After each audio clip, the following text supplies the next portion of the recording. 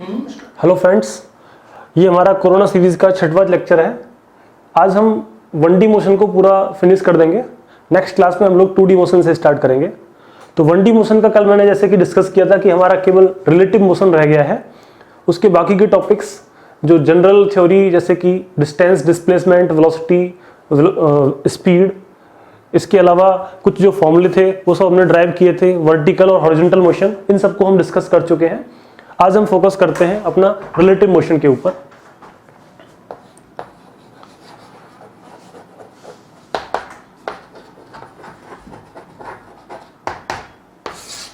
Relative को हिंदी में कहते हैं सापेक्ष। तो रिलेटिव मोशन का मतलब हुआ सापेक्ष गति। तो अगर हम किसी एक ऑब्जेक्ट की वेलोसिटी किसी दूसरे ऑब्जेक्ट के सापेक्ष में या फिर उसके रेस्पेक्ट में निकाल रहे हैं तो उसको हम बोलेंगे रिलेटिव वेलोसिटी। जैसे कि मान लीजिए कोई ऑब्जेक्ट ए है जो किसी वेलोसिटी va से मूव कर रहा है और कोई दूसरा ऑब्जेक्ट b है जो कि वेलोसिटी vb से मूव कर रहा है। तो आप a की वेलोसिटी को b के रेस्पेक्ट में या फिर b की वेलोसिटी को a के रेस्पेक्ट में लिख सकते हो। इसको करने के लिए हम क्या करते हैं, जैसे मान लीजिए आप एक प्लेटफॉर्म पे खड़े हुए हो और आपके सामने से एक ट्रेन गुजरती है, तो वो किसी वेलोसिटी से गुजर रही होगी। तो आपको लगेगा कि वो ट्रेन आगे जा रही है क्योंकि आप प्लेटफॉर्म पे खड़े हुए हो, ट्रेन आपसे आगे जा रही है। कोई ट्रेन में अगर कोई इंसान बैठा हुआ है तो वो आपसे आगे जा रहा होगा सेम वेलोसिटी v से। लेकिन अगर इसी चीज को आप दूसरे एंगल से चेक करो कि मान लीजिए प्लेटफॉर्म पे जो खड़ा हुआ इंसान है वो a है और आप इस ट्रेन के अंदर बैठे हो एज ए b इंसान। अब जब आप ट्रेन के अंदर से इस इंसान को देखोगे, बाहर जो प्लेटफॉर्म पे खड़ा हुआ है, तब आपको क्या लगेगा, आप सोचोगे कि आप रुके हुए हो, ये जो इंसान है ये किसी वेलोसिटी v से पीछे की तरफ जा रहा है।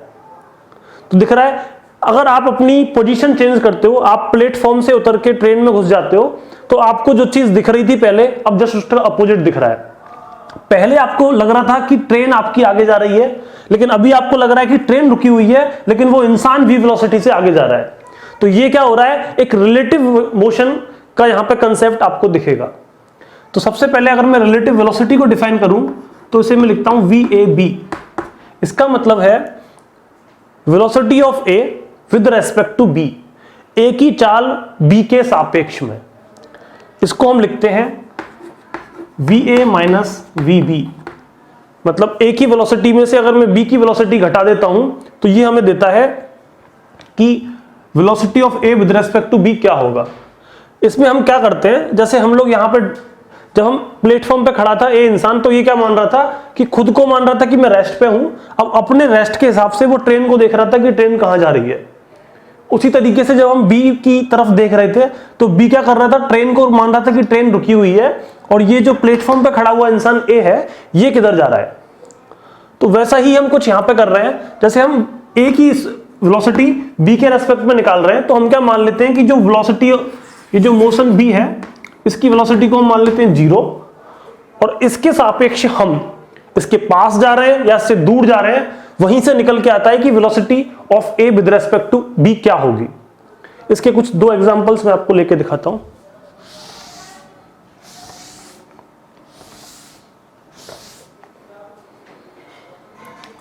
जैसे कल हम लोग कार का एग्जांपल ले रहे थे, तो आज भी एक कार का एग्जांपल ले लेते हैं। और एक दूसरी कार है।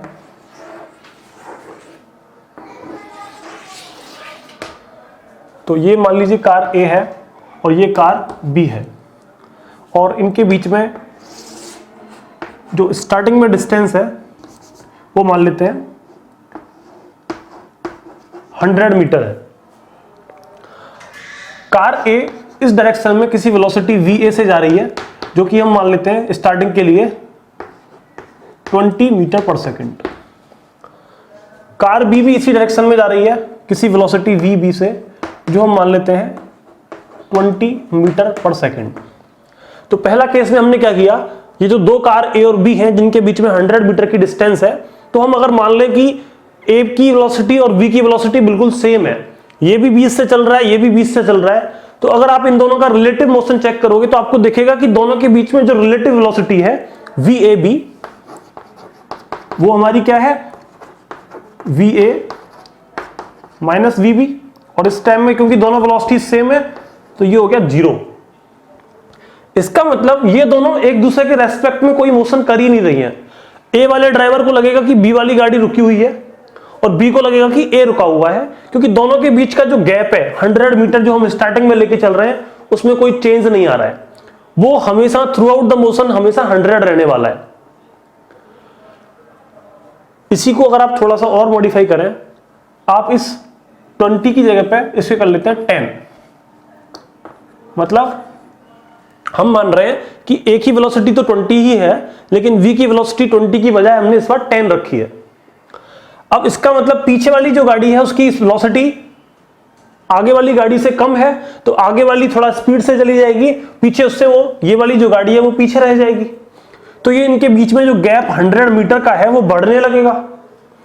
तो इस केस में जब आप रिलेटिव वेलोसिटी निकालोगे v A minus B B करके, तो आपको मिलेगा ये होगा 20 माइनस 10 मीटर पर सेकंड आ जाएगा। इसका मतलब ए और बी के बीच की जो डिस्टेंस है वो 10 मीटर पर सेकंड के हिसाब से, टाइम के हिसाब से चेंज होती जा रही है।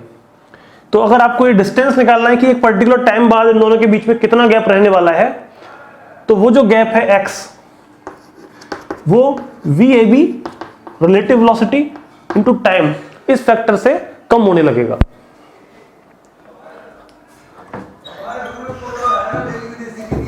भैया रेड लाइट जल रही है।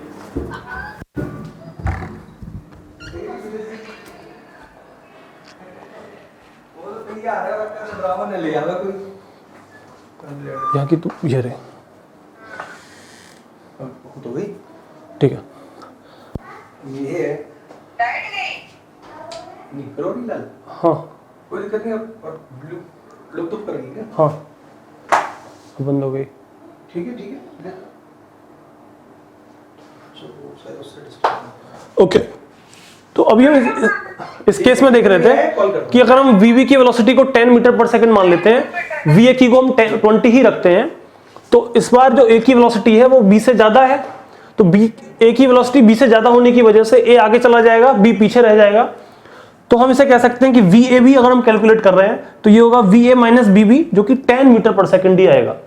इसका मतलब इन दो कारों के बीच का जो डिस्टेंस है x, जैसे अगर मैं मान सकता हूं तो स्टार्टिंग में 100 था, अब उस 100 में इतने का चेंज आने लगेगा, तो ये वेलोसिटी हो जाएगी 100 plus v A B into t. इतने टाइम के जैसे जैसे टाइम बढ़ेगा वैसे वैसे ये गैप बढ़ता चला जाएगा। इसी को आप दूसरे हिसाब से अगर देखें, अगर आप मान लेते हैं कि वी ए आपका 10 है और वी बी आपका 20 है, तो इस बार क्या हुआ, पीछे की जो कार है उसकी स्पीड ज्यादा है और जो आगे वाली कार है उसकी स्पीड कम है। तो जब आप रिलेटिव वेलोसिटी निकालोगे तो ये होगा 10 माइनस 20, और जब आप इसको सॉल्व करोगे तो ये आएगा माइनस 10 मीटर पर सेकेंड। अब ये जो माइनस साइन है वो इंडिकेट करेगा कि इन दोनों के बीच का जो गैप 100 मीटर है वो धीरे धीरे टाइम के साथ में कम होने लगेगा। तो इस बार जो आपका x होगा वो हो जाएगा x डैश, आप इसे कह सकते हो 100 metre minus v A B into t, जो कि 10 है, तो माइनस 10t। तो जैसे जैसे टाइम बढ़ेगा ये गैप कम होता चला जाएगा और एक टाइम बाद ये दोनों आपस में कोलाइड भी कर जाएंगी या फिर एक दूसरे को क्रॉस कर जाएंगी और बी जो वाली कार है वो इसको आगे निकल जाएगी। तो यहां से आप समझ सकते हैं कि कैसे रिलेटिव वेलोसिटी की वजह से उन दोनों का जो मोशन है या फिर उन दोनों के बीच का जो गैप है वो चेंज कर रहा है या वेरी कर रहा है। पहले जब हम दोनों ने कि इन दोनों की वेलोसिटीज को हमने इक्वल माना था तो जो गैप 100 मीटर था वो हमेशा 100 ही रह रहा था, लेकिन जब हमने इसकी वेलोसिटी को ज्यादा माना, ए की वेलोसिटी को ज्यादा माना, बी की वेलोसिटी को कम माना, तो ये गैप बढ़ने लगा। और जब हमने ए की वेलोसिटी को कम माना और बी की को ज्यादा माना तो ये गैप घटने लगा। तो इस तरीके से हमें समझ में आया कि क्या रिलेटिव मोशन होता है। इसको और अच्छे से समझने के लिए हम एक रिवर बोट प्रॉब्लम के बारे में डिस्कस करते हैं।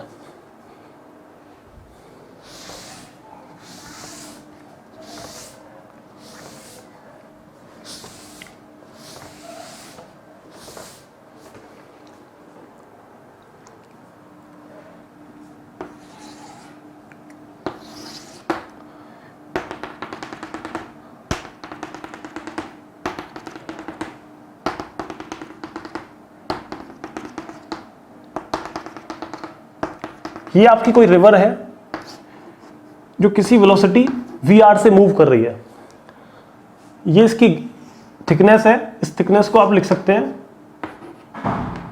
Width of the river, W से रिप्रेजेंट कर सकते हैं। यहां पे कोई बोटमैन है, A से आप इसे मान सकते हो, A पॉइंट पर है और ये दूसरा पॉइंट है B जिस पे ये पहुंचना चाहता है।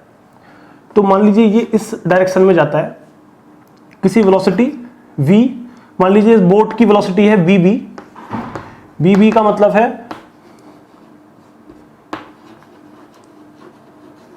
वेलोसिटी ऑफ बोट और vr का मतलब है वेलोसिटी ऑफ रिवर। तो ये वाली जो वेलोसिटी है वो है vbr, मतलब velocity of boat with respect to river. तो ये इस डायरेक्शन में जाता है किसी एंगल थीटा पर, इससे एंगल थीटा बनाते हुए जाता है। तो vbr को तो आप लिख सकते हो b माइनस vr, या फिर आप लिख सकते हो velocity of boat is equal to velocity of river plus velocity of boat with respect to river, ऐसे आप इसे लिख सकते हो।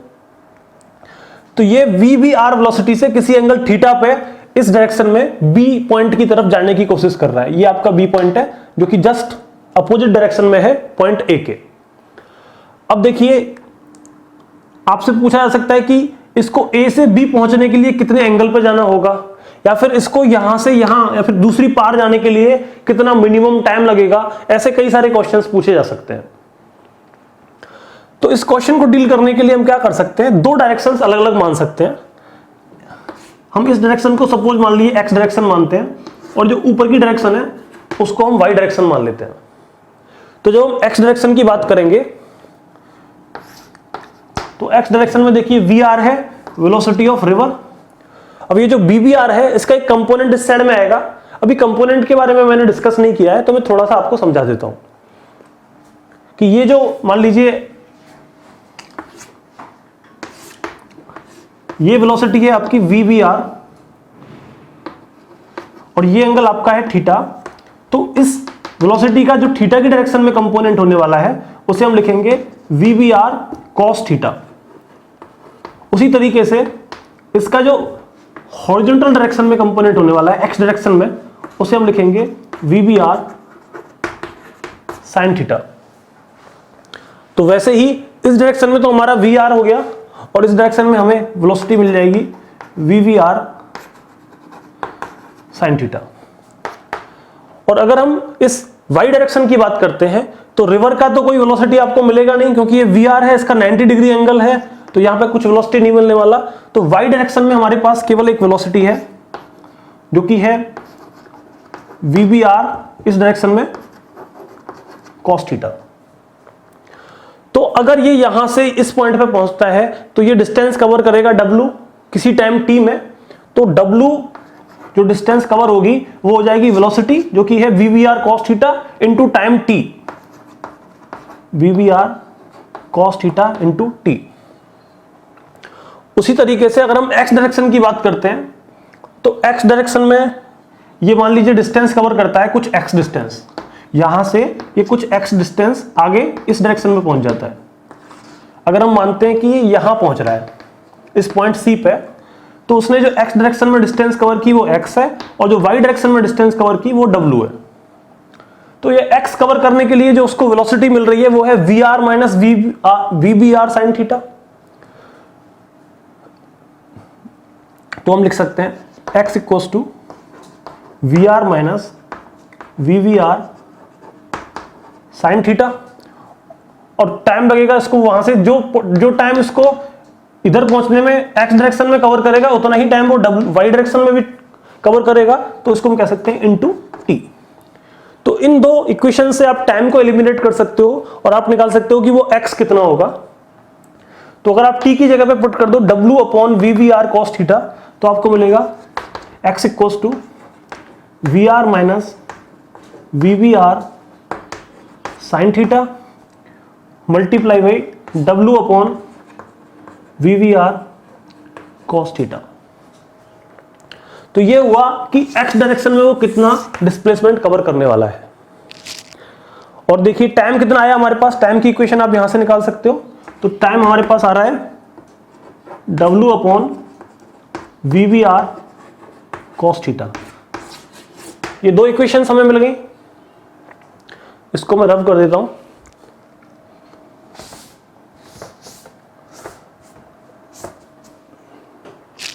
अब देखिए, अगर आप चाहते हैं कि ये जो बोटमैन है वो सीधा अपोजिट डायरेक्शन में बी पॉइंट पर पहुंचे, यहां से सीधा यहां पर पहुंचे, तो इसका मतलब उसका जो एक्स डिस्प्लेसमेंट हम कह रहे हैं वो कितना होना चाहिए, 0 होना चाहिए।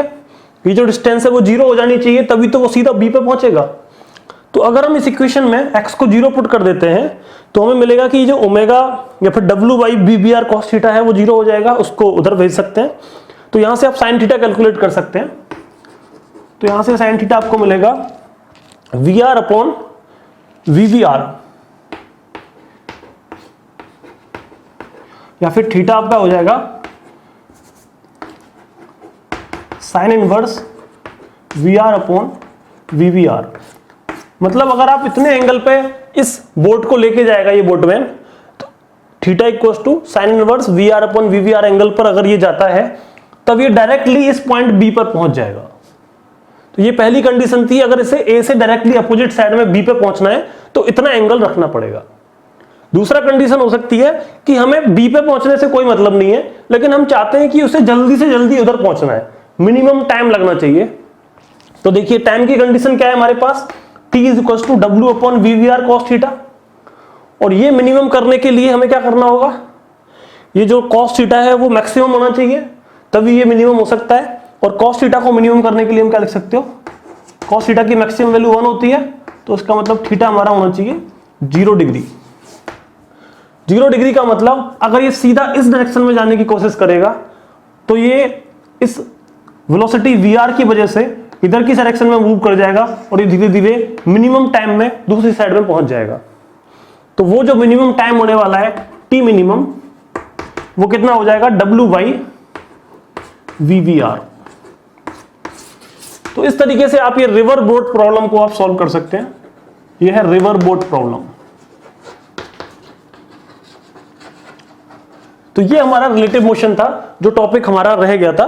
तो इस तरीके से हमने सारे के सारे जो टॉपिक्स 1D मोशन में हम पढ़ने वाले थे वो हमने कवर कर लिए हैं। अभी हम कुछ क्वेश्चंस करेंगे जो हमने अभी तक सब पढ़ा है उससे रिलेटेड होंगे, जैसे ग्राफ से रिलेटेड होंगे, रिलेटिव मोशन से रिलेटेड होंगे, तो वो हम डिस्कस करते हैं अभी।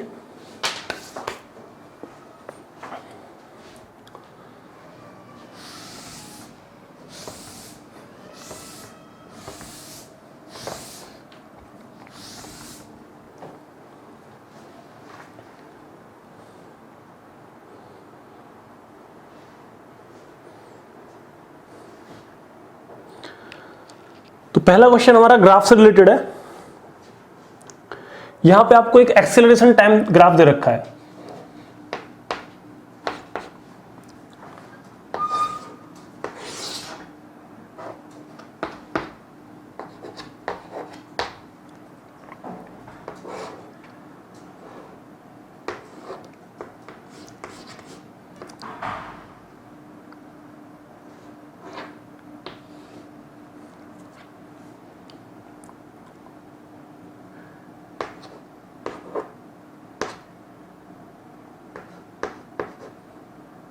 ये जो एक्सीलरेशन है वो मीटर पर सेकंड स्क्वायर में है, ये इसकी यूनिट है। टाइम जो है वो आपका सेकंड्स में है। ये 2 है टाइम, ये 4 है, ये इधर साइड में 6 है, और ये जो एक्सीलरेशन की यहाँ पे वैल्यू गई है वो -4 है, और इधर जो एक्सीलरेशन की वैल्यू है वो 2 है।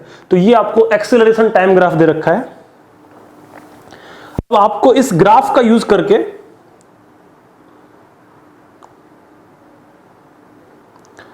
ये ग्राफ आपको यूज करना है, और आपको इसका यूज करके वेलोसिटी टाइम ग्राफ ड्रॉ करना है।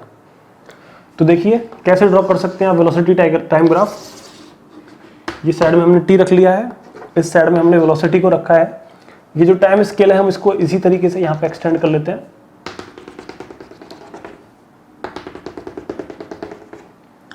तो ये हमारा टाइम 2 है, यहां पे टाइम हमारा 4 है, यहां पे 6 है। टाइम हमारा फिर से वही सेकंड्स में है, और जो वेलोसिटी है वो हमारी मीटर पर सेकंड में है। अब पहले ये पता करना है कि हमें एक्सीलरेशन से अगर वेलोसिटी का ग्राफ बनाना है तो हमें करना क्या होगा। तो कल हम लोग जो फॉर्मूला देख रहे थे v इज इक्वल टू या फिर a is equal to dv upon dt, तो यहां से अगर हम वेलोसिटी निकालना चाहते हैं तो वेलोसिटी को लिख सकते हैं a dt। तो a dt मतलब इसका मतलब हुआ कि हमें at ग्राफ का क्या निकालना होगा, मल्टीप्लाई हो रहा है देखिए, तो इसका हमें एरिया कैलकुलेट करना पड़ेगा। तो अगर हम AT ग्राफ का एरिया कैलकुलेट करें तो हमें वेलोसिटी मिल सकती है। तो देखिए जब 0 से 2 तक हम देखें तो हमें ये वाला एरिया कैलकुलेट करना होगा जो कि एक स्क्वायर है, 2 इंटू 2 तो 4 कह सकते हैं। तो इस एरिया में जो वो वेलोसिटी कवर करेगा वो कितनी होगी, 4 होगी, 4 जो कि मैक्सिमम होगी। लेकिन हमारा एक्सेलरेशन क्या है, फिक्स है 2, तो 2 dt कर सकते हैं इसको, 2 dt, जिसको इंटीग्रेट करेंगे तो ये 2t आ जाएगा। तो इसका मतलब ये कुछ ऐसे ग्राफ जाएगा और जो मैक्सिमम वैल्यू कहां तक पहुंचेगा, 4 मीटर पर सेकंड तक पहुंचने वाला है। उसके बाद यहां अगर देखें तो यहां पे हमारा एक्सेलरेशन क्या है, 0, a इज इक्वल टू 0 है। और जब एक्सेलरेशन 0 होता है तो हमारी फाइनल वेलोसिटी क्या हो जाती है, v is equal to u plus at। कल हम देख रहे थे तो a हमारा 0 है तो हमारी जो वेलोसिटी है वो इनिशियल वेलोसिटी के बराबर रहती है। तो ये जो 4 हमने अचीव किया है वो थ्रू आउट द 4 सेकंड तक सेम रहने वाला है। तो हमारा जो वेलोसिटी है 2 से 4 सेकंड के लिए वो पूरे कांस्टेंट रहेगी, 2 रहेगी। इसके बाद अगर आप देखें तो 4 से 6 के इंटरवल में जो हमारा एक्सेलरेशन है वो कितना है, -4 मीटर पर सेकंड स्क्वायर। तो अगर आप वेलोसिटी कैलकुलेट करना चाहते हैं इस केस में तो आप लिखोगे v is equal to u minus 80 लिखना होगा आपको, या फिर u माइनस 40 कह सकते हैं। a हमारा 4 मीटर पर सेकंड स्क्वायर है। u की अगर हम बात करें तो u हमारा यहां पे क्या है, 4 है, तो इसको u की जगह पे आप 4 पुट कर सकते हो, तो 4 माइनस 40 आएगा। और अब देखना चाहते हो कि 6 सेकंड पे वो कितना होगा, तो टाइम की जगह पे आप 6 पुट कर सकते हो, तो 6 मल्टीप्लाई 4।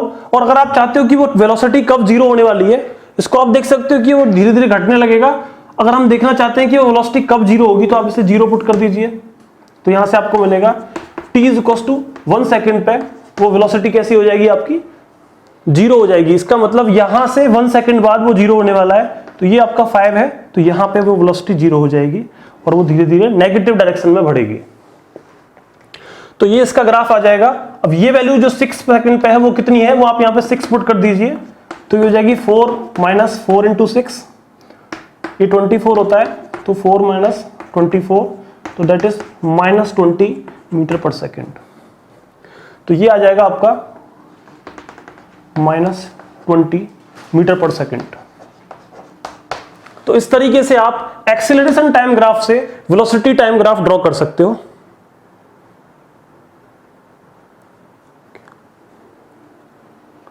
कुछ गलत तो नहीं किया है इसमें, नहीं सब सही है इसमें। अच्छा, t की वैल्यू आपको 2 सेकंड रखनी होगी क्योंकि 2 सेकंड आगे जा रहा है, तो ये 6 नहीं रखना है, तो ये हो जाएगा 4 माइनस 4 इंटू 2 दैट इज 8, तो ये -4 आएगा, तो इसको -20 ना करके -4 रखिए। तो इस तरीके से आपने ये वेलोसिटी टाइम ग्राफ ड्रॉ कर लिया। अगर यही आपसे ड्रॉ करने को कहते हैं कि आप यहां से डिस्प्लेसमेंट टाइम ग्राफ ड्रॉ कीजिए, xt ग्राफ, तो इस बार हमने वेलोसिटी से एक्सीलरेशन से वेलोसिटी निकाला था, और वेलोसिटी से एक्सीलरेशन निकालने के लिए आप vt को भी इंटीग्रेट कर सकते हैं, या फिर आप इसका एरिया कैलकुलेट कर सकते हैं। तो ये वाला एरिया कैलकुलेट कीजिए तो आपको इस इंटरवल में डिस्प्लेसमेंट मिल जाएगा। ऐसा एक और क्वेश्चन हम करने वाले हैं, अभी इसको मैं रफ कर देता हूं।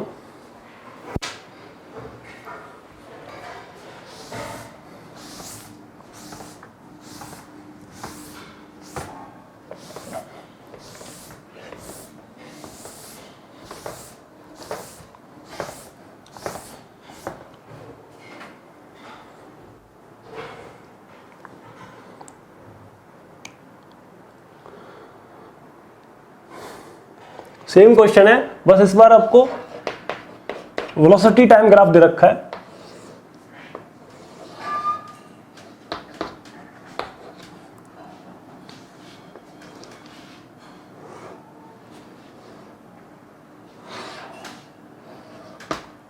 ये -20 है मीटर पर सेकेंड, सेकेंड्स में आपको दिया हुआ है। ये जो मैक्सिमम पॉइंट है वो 20 है, ये जो टाइम है इधर ये 4 है, इस वाला टाइम आपको 6 दिया हुआ है, ये पॉइंट आपका 8 सेकंड्स पर है, ये 10 है, ये 14 है, और ये जो पीक आपको मिल रहा है वो 12 है। ये टाइम आपको सेकंड्स में दिया हुआ है। तो इस ग्राफ का यूज करके ये आपका VT ग्राफ है, वेलोसिटी टाइम ग्राफ। आपको एक तो AT ग्राफ ड्रॉ करना है, एक्सेलरेशन टाइम ग्राफ, और दूसरा आपको ड्रॉ करना होगा XT ग्राफ। ये टाइम को आप यहां पे एक्सटेंड कर सकते हैं।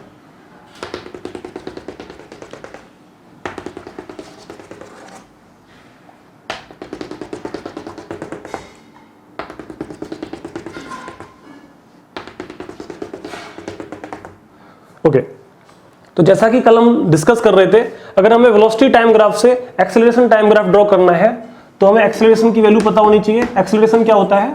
dv/dt, और dv/dt का मतलब मैंने आपको बताया था स्लोप ऑफ VT ग्राफ, मतलब वेलोसिटी टाइम ग्राफ का, वेग और समय ग्राफ का अगर हम स्लोप निकालें तो वो हमें एक्सेलरेशन देगा। तो स्लोप देखिए, ये क्या है? एक स्ट्रेट लाइन है, और स्ट्रेट लाइन का मतलब क्या होता है? कल मैंने आपको बताया था स्लोप का क्या मतलब है। स्लोप का मतलब होता है कि एक्स एक्सिस के साथ में ये जो पॉजिटिव डायरेक्शन में एंगल बना रहे हैं उस एंगल को हम लोग स्लोप बोलते हैं, और इसको बोलते हैं m = tan थीटा। तो यहां पे अगर देखें तो एंगल कितना है? 0 है। एंगल 0 है तो हमारा स्लोप कितना हो जाएगा? ये होता है स्लोप। तो tan 0 0 होता है, ये भी हमने बताया था। तो ये 0 है तो हम कह सकते हैं कि जो वेलोसिटी है या फिर जो एक्सेलरेशन है वो 0 से 4 सेकंड्स के लिए 0 रहने वाला है। तो यहां पे कोई एक्सेलरेशन नहीं है, वो 0 है। उसे आप ऐसे भी समझ सकते हैं कि अगर आपकी वेलोसिटी में कोई चेंज नहीं आ रहा है, -20 से -20 ही रह रही है एक टाइम के लिए, इसका मतलब एक्सेलरेशन आपका 0 होना चाहिए। तो वो आपने 0 रखा है। फिर देखिए, ये जो आपकी वैल्यू है वो इस तरीके से बढ़ रही है। वेलोसिटी आपकी -20 से 4 से लेके 6 जब टाइम होता है तो वेलोसिटी आपकी -20 से होके 0 चली जाती है। तो फाइनल वेलोसिटी आपको पता है, इनिशियल वेलोसिटी आपको पता है, तो आप एक्सेलरेशन कैलकुलेट कर सकते हैं। फॉर्मूला था हमारा v = u - at, -at या +at, a हमें निकालना है। v की जो फाइनल वैल्यू है वो हमारी 0 है, u की जो इनिशियल वैल्यू है यहां पे हम रखते हैं तो ये -20 है, u यहां पे -20 है, यहां पे जो फाइनल वैल्यू है वो 0 है, तो u हमारा 0 हो गया, सॉरी v 0 हो गया, u हमारा -20 हो गया। टाइम हमें पता है कि ये 2 सेकंड का टाइम इंटरवल है, तो a हमें कैलकुलेट करना है। तो यहां से आप a कैलकुलेट कर सकते हो, जो कि हो जाएगा 10 मीटर/सेकंड²। तो इस इंटरवल में जो a होने वाला है वो 10 मीटर/सेकंड होने वाला है। तो इसे आप ऐसे ड्रॉ कर सकते हो, ये आपका 10 हो गया।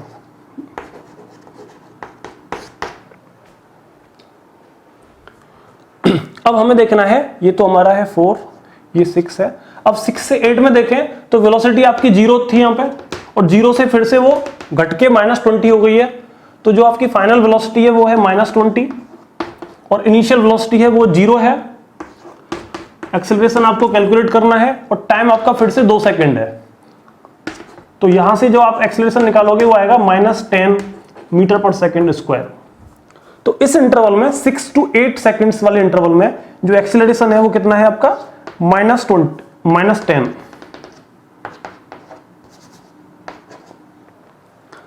तो पहले आपका एक्सेलरेशन 0 था, उसके बाद ये बढ़ जाता है इस सेकंड में, और यहां पे रहता है ये 10, उसके बाद ये फिर से -10 रहता है।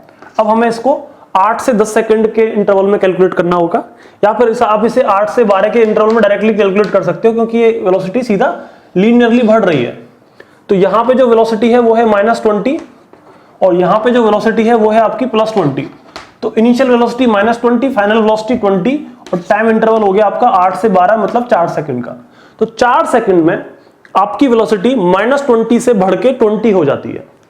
तो फाइनल वेलोसिटी आप लिख सकते हो, इसको मैं रब कर देता हूं।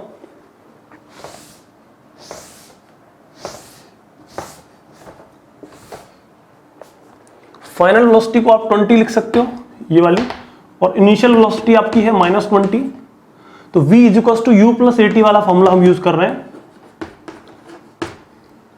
तो final velocity 20, initial velocity -20, v is equal to u plus a t. Acceleration आपको कैलकुलेट करना है, टाइम आपका 4 सेकेंड्स है, a इंटू 4। तो यहां पे आप इसे कैलकुलेट करोगे तो आप लिखेंगे 4a इज इक्वल टू -20, इधर आके 20 हो जाएगा तो ये 40 हो जाएगा, और a को आप लिख सकते हो 10। तो इसका मतलब ये जो 8 से 12 तक का इंटरवल है, इसमें जो एक्सेलरेशन है वो कितना है आपका 10।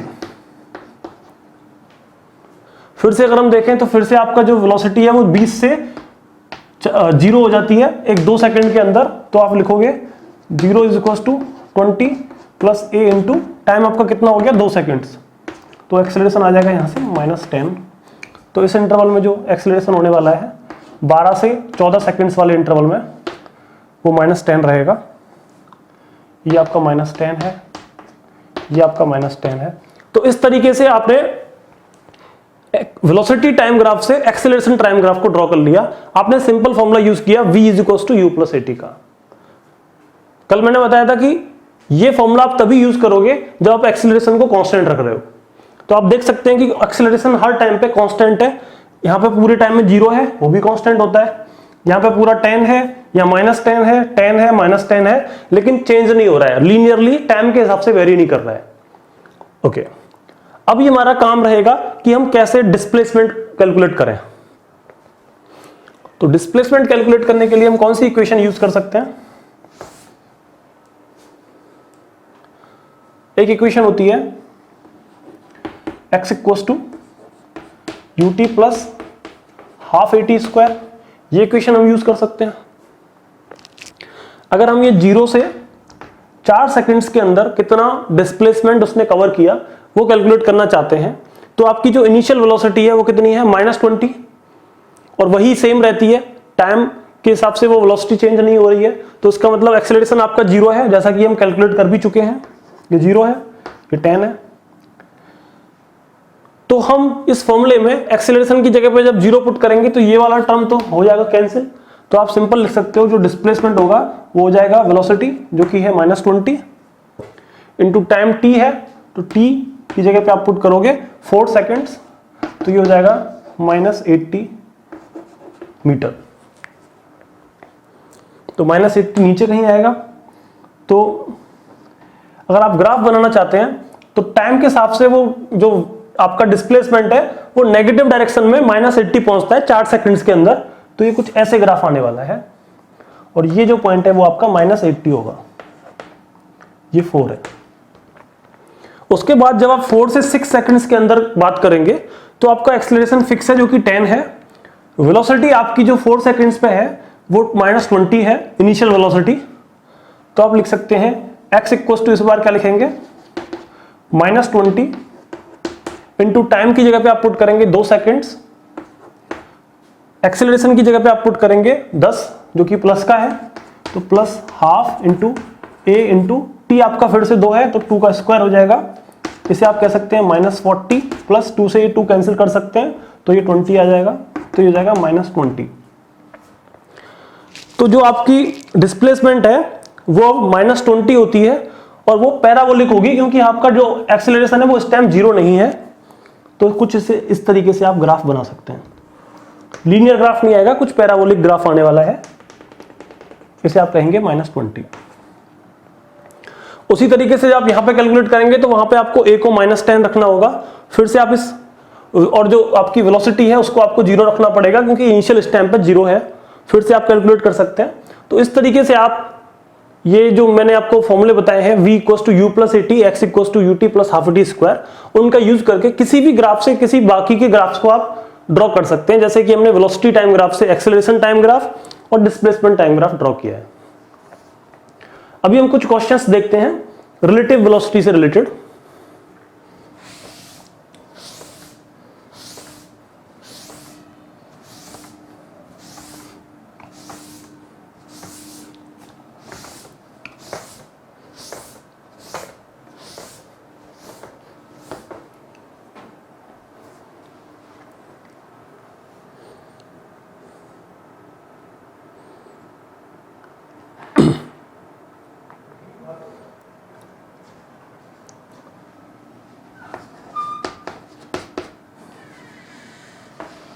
ये पार्टिकल 1 है और इधर ग्राउंड है, इस पर कोई दूसरा पार्टिकल 2 रखा हुआ है।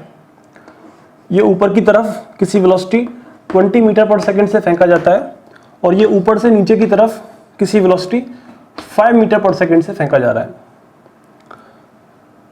इन दोनों के बीच में जो स्टार्टिंग में डिस्टेंस है या वो आप 20 मीटर कह सकते हैं और आप मान सकते हैं कि जो ऊपर की डायरेक्शन है वो पॉजिटिव है और नीचे की डायरेक्शन आप नेगेटिव मान रहे हो। तो आपको पहले तो बताना है फर्स्ट केस में acceleration of 1 with respect to 2 a12, फिर आपको कैलकुलेट करना है initial velocity of 2 with respect to 1। तो इनिशियल वेलोसिटी प्रारंभिक वेग 2 का पहले 1 की तुलना में। तीसरा आपको कैलकुलेट करना है velocity of 1 with respect to 2 after 0.5 seconds. और लास्ट में आपको कैलकुलेट करना है time when the particles will collide.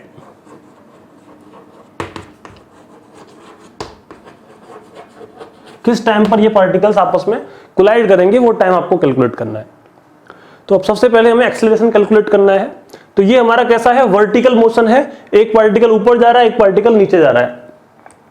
जैसा कि कल मैंने आपको बताया था कि वर्टिकल मोशन के केस में हम लोग नीचे की डायरेक्शन में एक कांस्टेंट एक्सीलरेशन मान लेते हैं जिसे हम कहते हैं एक्सीलरेशन ड्यू टू ग्रेविटी। और क्योंकि हम नीचे की डायरेक्शन को नेगेटिव मान रहे हैं तो इसे हम -g से रिप्रेजेंट करते हैं। अब हम पार्टिकल ए की बात करें या पार्टिकल बी की बात करें, दोनों ही केस में जो एक्सीलरेशन लग रहा है वो -g ही लगने वाला है। इसका मतलब अगर हम एक्सीलरेशन ऑफ 1 की बात करेंगे तो वो भी -g है जो कि नीचे की डायरेक्शन में है। सिमिलरली अगर हम एक्सीलरेशन ऑफ 2 की बात करेंगे तो वो भी -g ही है। आप चाहें तो इनको आई कैप और जे कैप के हिसाब से भी रिप्रेजेंट कर सकते हैं। इसको हम आई कैप मानते हैं वेक्टर्स में, जैसे हम देख रहे थे। ऊपर की डायरेक्शन को आप जे कैप कह सकते हो और नीचे की डायरेक्शन को आप -j कैप कह सकते हो। तो जो एक्सीलरेशन है वो नीचे की डायरेक्शन में -g लग रहा है तो इसे कह सकते हैं -g j कैप, और इसका भी है -g j कैप। दोनों का एक्सीलरेशन सेम है। तो रिलेटिव एक्सीलरेशन अगर आपको निकालना है तो आप क्या लिखते हो, acceleration of 1 minus acceleration of 2। दोनों के एक्सीलरेशन को घटा दो तो आपको मिलता है कि ए का त्वरण 1 का त्वरण दूसरे के तुलना में कितना होगा। तो ये क्योंकि दोनों ही सेम है, सेम डायरेक्शन में है, तो ये कितना आ जाएगा 0। इसका मतलब इन दोनों का कोई भी रिलेटिव एक्सीलरेशन या फिर सापेक्ष त्वरण नहीं होगा। अब दूसरा क्वेश्चन पूछा गया कि इनका जो प्रारंभिक वेग है 2 का 1 के रेस्पेक्ट में कितना होगा। तो इसको आप लिख सकते हो u2 माइनस u1। u का मतलब प्रारंभिक वेग ऑफ 2 और u1 का मतलब प्रारंभिक वेग ऑफ 1। अब देखिए जो सेकंड पार्टिकल है उसकी वेलोसिटी ऊपर की डायरेक्शन में है जो कि 20 मीटर पर सेकंड है। तो ऊपर की डायरेक्शन को आप j से रिप्रेजेंट कर रहे हो तो आप लिख सकते हो u2 जो है वो है 20 j कैप, क्योंकि वो पॉजिटिव डायरेक्शन में है।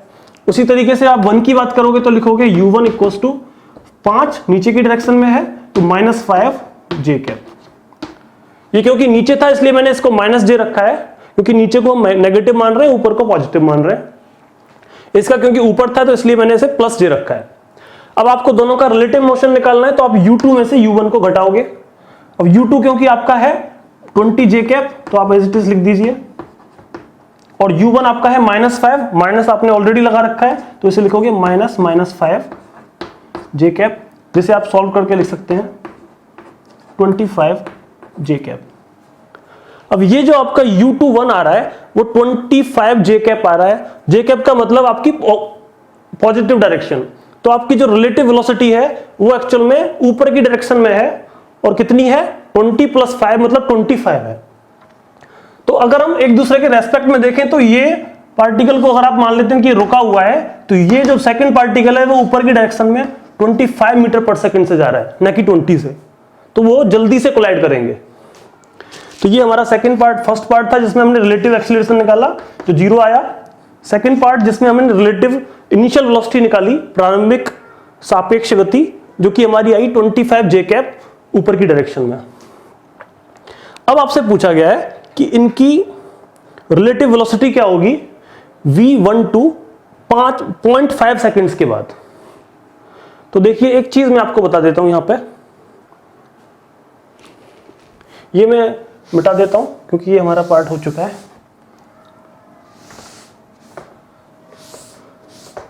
यहां पे हम दो चीजें डिस्कस कर चुके हैं, a12 जो कि 0 आया था, u21 जो कि 25 j कैप आया था। जैसे मैं मान लीजिए relative velocity of a with respect to b बात करता हूं तो ये होता है va माइनस vb, और अगर मैं relative velocity of b with respect to a बात करता हूं तो इसे आप लिखेंगे velocity of b minus velocity of a। Just आपको b में से a को घटाना है तो ba आ जाएगा, मतलब velocity of b with respect to a, और अगर आप a में से b को घटाओगे तो वो velocity of a with respect to b होता है। इसको आप लिख सकते हो minus times va minus vb, और va माइनस vb आपका vab होता है। इसका मतलब velocity of b with respect to a is equals to minus times velocity of a with respect to b होता है। ये सभी को क्लियर है? तो अभी हम जो तीन हमारे स्टैंडर्ड फॉर्मूले थे उनको थोड़ा और मॉडिफाई करते हैं। पहले हम लोगों ने एक्सेलरेशन के हिसाब से उनको रखा था, फिर जब g का फैक्टर लगाया तो एक फॉर्मूला निकल के आया था। अब रिलेटिव मोशन के हिसाब से इन फॉर्मूलों को हम मॉडिफाई करेंगे। v is equals to u plus at, v square equals to u square plus 2ax, x equals to ut plus half at square. अब जब इनको मैं मॉडिफाई करूंगा तो मैं क्या करूंगा, इनके बीच में जो रिलेटिव मोशन है उसको हम कंसीडर करेंगे। तो v की जगह पे हम लिख देंगे vab, u की जगह पे हम लिख देंगे uab plus aab into t। Similarly यहां पे भी होने वाला है vab का whole square is equals to uab का whole square plus 2aab into x। x मतलब उन दोनों ने रिलेटिव वेलोसिटी से कितना डिस्टेंस कवर किया है। सिमिलरली यहां पे आप लिखोगे x equals to uab into t plus half aab into t का स्क्वायर। तो ये हमारे फॉर्मूले मॉडिफाई हो जाएंगे जब हम रिलेटिव वेलोसिटी को कंसीडर करते हैं। तो आपको v12 निकालना है तो हम v12 की बजाय पहले v21 निकालते हैं, क्योंकि हमें a21 तो हमारा 0 हो जाएगा, इसी को हम यूज करके a21 को कह सकते हैं माइनस a12, a12 0 है तो ये भी 0 हो गया। तो अब हम v12 की बजाय पहले v21 निकालते हैं क्योंकि हमें ये सीधा फॉर्मूला पता है। तो हम लिख सकते हैं v21 equals to u21 plus a21 into t. अब v21 आपका निकालना है, u21 आपको पता है जो कि है 25 j कैप। अब क्योंकि a21 आपका 0 है तो टाइम के हिसाब से उसमें कोई चेंज नहीं आएगा, तो वेलोसिटी आपकी सेम यही रहने वाली है। तो जो v21 है वो रहेगा हमारा 25 j कैप।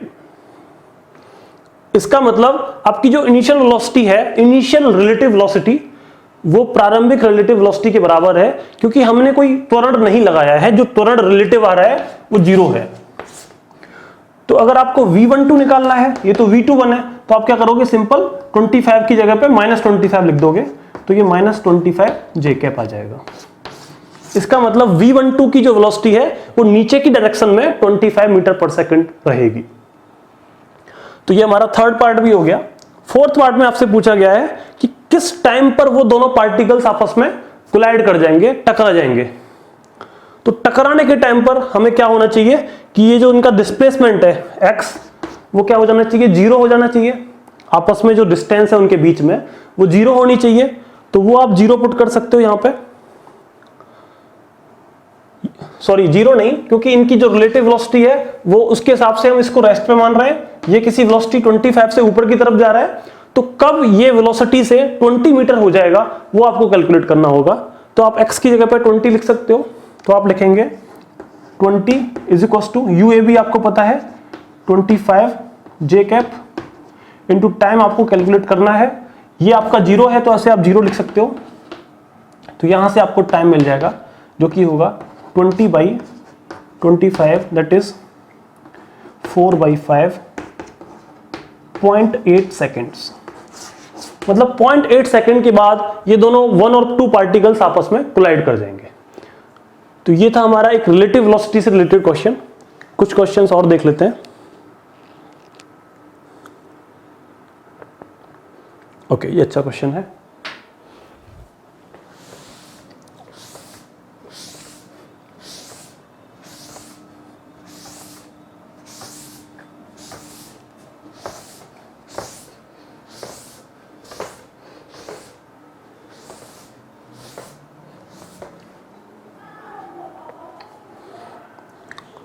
तो ये क्वेश्चन एक्चुअल में मैच द फॉलोइंग का है। तो मैं कुछ कॉलम्स बनाऊंगा, उनको आपको मैच करना होगा।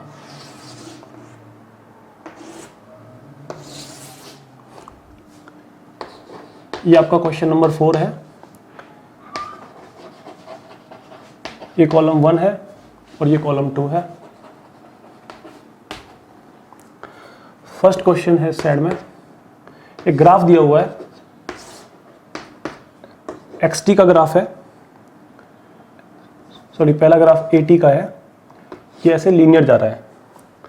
दूसरा पार्ट है, ये भी आपका 80 का ही ग्राफ है, लेकिन ये नीचे की साइड में ऐसे जा रहा है लीनियर। तीसरा ग्राफ ये xt का ग्राफ है और ये ऐसे पैराबोलिक जा रहा है। और चौथा ग्राफ ये भी xt का है और ये पैराबोलिक है, लेकिन इस तरीके से। ये कल हम लोगों ने डिस्कस किया था कि ये कब आता है, जब हम एक्सेलरेशन को नेगेटिव रखते हैं। तो इसका मतलब आपका एक्सेलरेशन कैसा होगा, -a। ये तब आता है जब हम एक्सेलरेशन को पॉजिटिव रखते हैं, +a। इसका मतलब एक्सेलरेशन आपका नेगेटिव है, नीचे की डायरेक्शन में है, ये 0 पॉइंट है, तो ये नेगेटिव एक्सेलरेशन है और ये वाला पॉजिटिव एक्सेलरेशन है। तो ये 4 डिफरेंट कंडीशंस हैं, इनके करस्पॉन्डिंग आपको ये मैच द फॉलोइंग करना है। तो इसका P पार्ट है, स्पीड मस्ट बी इंक्रीजिंग।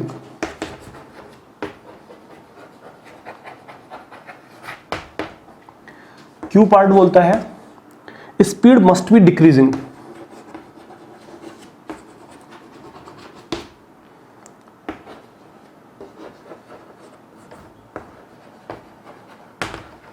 इस क्वेश्चन में थोड़ी आपको इंग्लिश भी चेक करनी होगी। एक मस्ट वर्ड आ रहा है और एक मे वर्ड आ रहा है, तो इनमें भी कुछ डिफरेंस होता है। स्पीड मे बी डिक्रीजिंग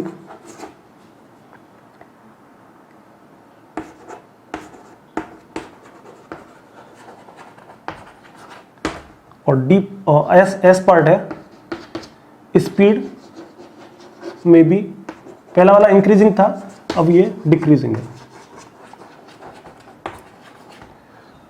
तो ये 4 पार्ट हैं, जिसमें पहले पार्ट में आपका एक्सेलरेशन पॉजिटिव है, दूसरे पार्ट में एक्सेलरेशन नेगेटिव है, फिर आपका जो डिस्प्लेसमेंट का ग्राफ है वो पैराबोलिक है, मतलब एक्सेलरेशन पॉजिटिव है फिर से, और यहाँ पर डिस्प्लेसमेंट का ग्राफ ये पैराबोला डाउनवर्ड शिफ्टेड है, तो उसका मतलब ये एक्सेलरेशन आपका नेगेटिव होगा। तो 4 पार्ट आपको दे रखे हैं। स्पीड मस्ट बी इंक्रीजिंग का मतलब स्पीड बढ़ ही रही होगी, कोई और पॉसिबिलिटी नहीं है। ऐसे ही स्पीड मस्ट बी डिक्रीजिंग मतलब स्पीड 100% घट रही है। अब ये जो मस्ट वर्ड थे इनको रिप्लेस करके इन्होंने लिख दिया मे। तो मे का मतलब हम 100% श्योर नहीं है कि वो घट रही है कि बढ़ रही है, वो हो सकता है घट रही हो और हो सकता है बढ़ रही हो। तो आपको इनको मैच करना है कि ए पार्ट हमारा किससे मैच करेगा, बी पार्ट हमारा किससे मैच करेगा, सिमिलरली सी और डी पार्ट किससे मैच करेंगे। तो अगर हम पहले पार्ट की बात करते हैं तो आपका है एक्सेलरेशन पॉजिटिव है, और एक्सेलरेशन जब पॉजिटिव होता है तो हम लिखते हैं v = u + at, और u हमारा क्या है, हमें कुछ पता नहीं है, u को हम मान लेते हैं 0 है, स्टार्टिंग वेलोसिटी हमारी कुछ नहीं है। अब एक्सेलरेशन क्योंकि पॉजिटिव है तो वो टाइम के साथ में हमारी वेलोसिटी को बढ़ाएगा, तो इसका मतलब हमारी जो वेलोसिटी है वो 100% बढ़ रही होगी। तो इसका आंसर फर्स्ट हो सकता है ए, हम मैच कर सकते हैं पी से। सिमिलरली इसी का जस्ट उल्टा पार्ट अगर देखो तो यहां पे जो एक्सेलरेशन है वो है माइनस नेगेटिव एक्सेलरेशन है, तो ये जो फॉर्मूला होगा इसमें आप u को अगर 0 मानते हैं तो वेलोसिटी हो जाएगी आपके पास -80, और u को कुछ मान लेते हैं तो वेलोसिटी u से कम होने लगेगी। तो टाइम के साथ में आपकी वेलोसिटी धीरे धीरे कम होती जा रही है। तो ये कह रहा है कि वेलोसिटी मस्ट बी डिक्रीजिंग, मतलब वेलोसिटी आपकी 100% घट ही रही है। तो जो बी पार्ट है वो आपका क्यू से मैच कर जाएगा। फिर पूछा गया है यहां पे, ये ऐसे ग्राफ है xt का और आपको बताना है वेलोसिटी या फिर स्पीड के बारे में। अब देखिए यहां पे इस वर्ड पे फोकस करें, ये स्पीड की बात चल रही है। स्पीड और वेलोसिटी में मैंने आपको डिफरेंस बताया था। वेलोसिटी रिलेटेड होती है हमारी डिस्प्लेसमेंट के साथ में, विस्थापन के साथ में, और स्पीड हमारी रिलेटेड होती है डिस्टेंस के साथ में। तो स्पीड हमारी डिस्टेंस के साथ रिलेटेड है, तो टाइम के साथ आप एक्सीलरेशन को चाहे पॉजिटिव रखो या नेगेटिव रखो, आपका तो ये हमारा क्वेश्चन है जिसमें हम लोग ये वाला पार्ट ए और पार्ट बी डिस्कस कर चुके हैं, जिसमें हमारा ए अगर पॉजिटिव होता है तो जो स्पीड है वो मस्ट बी इंक्रीजिंग था, वो हम लोगों ने देखा था कि v = u + at। ए आपका पॉजिटिव है तो टाइम के हिसाब से वेलोसिटी आपकी बढ़ती रहेगी। सिमिलरली जो दूसरा पार्ट था जिसमें हमने एक्सेलरेशन को नेगेटिव रखा था, तो वहां पर टाइम के हिसाब से आपकी जो वेलोसिटी है वो घटती जाएगी। तो जो हमारा ए पार्ट है वो पी से मैच करेगा, स्पीड मस्ट बी इंक्रीजिंग, और जो बी पार्ट है वो हमारा क्यू से मैच करेगा, स्पीड मस्ट बी डिक्रीजिंग। अब हमारे ये दो पार्ट आते हैं जिसमें हम डिस्प्लेसमेंट की बात करते हैं। डिस्प्लेसमेंट टाइम ग्राफ दे रखा है जो कि पैराबोलिक है, जिसका मैंने बताया था कि एक्सेलरेशन पॉजिटिव होगा, पॉजिटिव मतलब ग्रेटर देन 0, और यहां पे हम एक्सेलरेशन को बोलेंगे लेस देन 0। तो एक्सेलरेशन आपका ग्रेटर देन 0 है। अब आपको बताना है कि जो आपकी स्पीड है वो मे बी इंक्रीजिंग या फिर मस्ट बी इंक्रीजिंग या फिर डिक्रीजिंग या फिर मस्ट और मे कौन सी डिक्रीजिंग, ये आपको बताना होगा। तो मैं कह रहा था कि जो स्पीड वर्ड यहां पे दिया हुआ है इसकी बहुत इंपॉर्टेंस है, क्योंकि हम यहां पे वेलोसिटी वर्ड की बात नहीं कर रहे हैं, स्पीड की बात कर रहे हैं, जो कि हमारा डिस्टेंस से रिलेटेड होता है, दूरी से, ना कि विस्थापन से। और ये हम लोग पहले ही डिस्कस कर चुके हैं कि जो आपकी डिस्टेंस है वो टाइम के साथ में घटती नहीं है, वो हमेशा बढ़ती ही रहती है, चाहे आपका एक्सेलरेशन पॉजिटिव हो या नेगेटिव हो।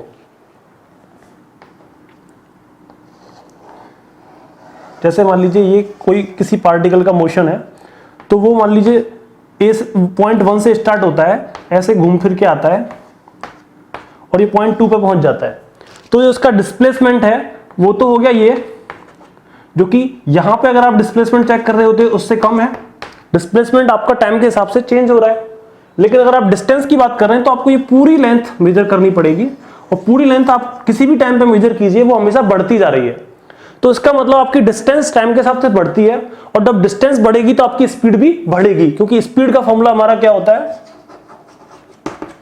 टोटल लेंथ कवर्ड या फिर total distance upon total time. Distance upon time आपका फॉर्मूला होता है। तो ये जो कर्व आपको दे रखा है कि डिस्प्लेसमेंट का कर्व इस तरीके से जा रहा है, तो डिस्प्लेसमेंट ही बढ़ रहा है तो हमारी डिस्टेंस तो ऑब्वियसली बढ़ेगी, और जब डिस्टेंस बढ़ेगी तो जो आपकी टोटल लेंथ है वो बढ़ रही है, तो आपकी स्पीड मस्ट बी इंक्रीजिंग, यहां पे आप लिखोगे। तो ये जो आपका सी पार्ट है वो भी हमारा पी से मैच करने वाला है। अब हम बात करते हैं इस डी पार्ट की। यहां पे लिखा है एक्स, मतलब डिस्प्लेसमेंट का टाइम के साथ ग्राफ दिया हुआ है जो कि एक्सपोनेंशियली डिक्रीज कर रहा है। यहां पे -a है, इसका मतलब टाइम के हिसाब से आपका डिस्प्लेसमेंट घट रहा है। लेकिन डिस्प्लेसमेंट घटेगा तो मैंने जैसे कि यहां पे आपको फिगर में समझाया था कि डिस्प्लेसमेंट टाइम के हिसाब से घट भी सकता है, बढ़ भी सकता है, लेकिन आपकी जो डिस्टेंस है वो कभी घट नहीं सकती, वो हमेशा बढ़ती है। तो इसका मतलब आपकी जो स्पीड है वो डिक्रीज नहीं हो रही होगी, एक्चुअल में वो मे बी इंक्रीजिंग हो रहा होगा। हम वैसे परफेक्टली नहीं बोल सकते, तो इसलिए हम इसे कहेंगे ये जो डी पार्ट है वो आपका मैच करेगा आर से। तो इस तरीके से हम इन क्वेश्चंस को मैच कर सकते थे। हो सकता है एग्जाम में आपसे केवल 1 या 2 क्वेश्चन ही पूछे इससे, ये जैसे ये वाला फिगर दे दिया और पूछा 4 ऑप्शन देके कि इनमें से कौन सा आंसर आने वाला है, वो आप कर सकते हैं। तो आज के लिए हमारा इतना ही था, जिसमें हम लोगों ने 1D मोशन डिस्कस किया। 1D मोशन का मतलब ऐसा मोशन जो केवल एक डायरेक्शन में हो, या तो हम एक्स में जाएंगे, मतलब जैसे हम कहेंगे हॉरिजॉन्टल मोशन, या फिर हम वाई डायरेक्शन में बात करेंगे जहां पे हमारा जी का फैक्टर भी आ जाता है, तो उसे हम वर्टिकल मोशन कहते हैं। कल जो हम डिस्कस करने वाले हैं वो होगा हमारा प्रोजेक्टाइल मोशन, जिसे हम कहते हैं प्रक्षेप्य गति। प्रक्षेप्य गति का मतलब ऐसा मोशन जो आप एक्स और वाई डायरेक्शन दोनों में एक साथ देखते हैं, तो उस मोशन को हम कहते हैं 2D मोशन। वो हम कल डिस्कस करने वाले हैं। आज के लिए इतना ही है, थैंक यू। कोरोना वायरस से अपनी पढ़ाई को संक्रमित न होने दें, जुड़े हमारी ऑनलाइन क्लासेस से।